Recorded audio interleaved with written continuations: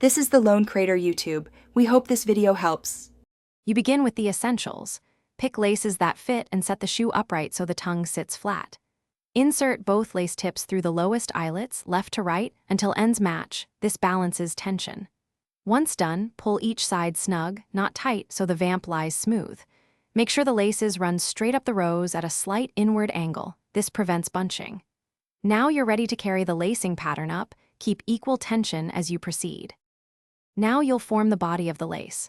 Cross the left over the right, feed each tip up and through the next eyelet on the opposite side, and pull gently.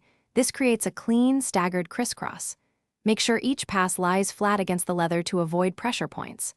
Once you complete 2 or 3 crosses, pause and inspect symmetry. Adjust tension on either side if needed. This step shapes the fit across the instep, so take your time to keep the lines straight and the tongue centered. You finish by bringing the laces through the top eyelets and tying a secure bow. Aim for a firm but flexible knot so you can walk comfortably. Once tied, stand and walk a few steps. If the heel slips or the vamp feels tight, loosen the nearest rows and rebalance tension. Don't redo everything.